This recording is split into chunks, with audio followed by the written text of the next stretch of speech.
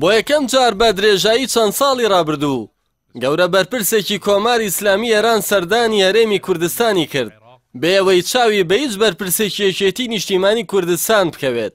سەردانەکەی محەممەد جاواد زەریف وەزیری دەرەوەی کۆماری ئیسلامی ئێران بۆ عێراق و هەرێمی کوردستان لە چەند ڕەهەندێکەوە لێکدانەوەی بۆ دەکرێت. جاواد زەریف لە سەردانەکەیدا بۆ بەغدا چاوی بارسێ سەرۆکایەتەکەی عێراق کەوت بەو پێش کە سەرۆکایەتەکانی عێراق بە تەوافق لە نێوان هەر سێ پێکاتەی کورد و سوننە و شیعە دابەش کراوە. ئەو کار بەدەستە ئێرانیە چاوی بە نوێنەرانی هەر سێ پێکاتەی سەرەکی عێراق کەوت. بەڵام لە هەرێمی کوردستان دیمەنەکە بە جۆرێکی دیکە بوو.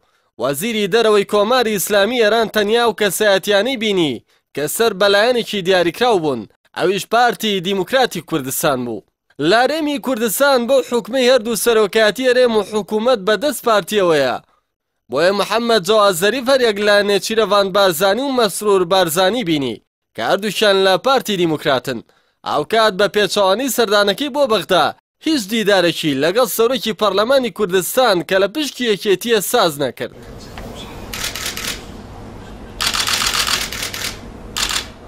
لە لایەکی دیکەوە ئەوەی جێگەی سەرنج بوو لە دیدارەکەی جاواد زەریف تەنانەت لەگەڵ شانی حکوومەتی هەرێمیش و بە تاڵەبانی کە لە پشتی یەکێتی جێگری سەرۆکی حکوومەتە و لە ئاستی باڵای بەرپرسیارەتی حکومیدا بەدی نەکرا. ئەمەش دیسانە و پرسیارەی وروژاند کە ئاخۆ بۆچی بۆ یەکەم جار بەرپرسێکی باڵای کۆماری ئیسلامی ئێران لە سەردانی هەرێمی کوردستاندا چاوی بە هیچ کار بەدەستێکی یەکێتی نەکەوت، نە لەسەر ئاستی حکومی نە لەسەر ئاستی حیزبی. دیمەنێکی دیکەی سەردانەکەی جاواد زەریف بۆ هەرێمی کوردستان کە جێگەی سەرنج وەڵوەستەی چاودێران بوو کۆبوونەوەی جاواد زەریف بوو لەگەڵ مەسعود بارزانی سەرۆکی پارتی و سەرۆکی پێشووی هەرێم. ئەمەش ئەو پرسیارەی هێنایاراوە کە دەبێت تەوەری کۆبوونەوەی کاربەدەستێکی ڕەسمی لەگەڵ سەرۆکی حیزبێک چی بوو بێت و باسی چی کرابێت. ئەو کات باز لەوە دەکرێت وەزیری دەرەوەی کۆماری ئیسلامی ئێران چۆن چاوی بە بەرزانی وەکو سەرۆکی حیزب کەوت دەیتوانی لەگەڵ هاوسەرۆکانی یەکێتی یاخود بەرپرسانی و حیزبەش کۆ بێتەوە. بەڵام ئەمەی نەکرد. ئەمەش یەکەم جارە کاربەدەستێکی باڵای ئێرانی بەبێ چاوپێکەوتنی بەرپرسانی یەکێتی هەرێمی کوردستان بەجێ بێڵێت.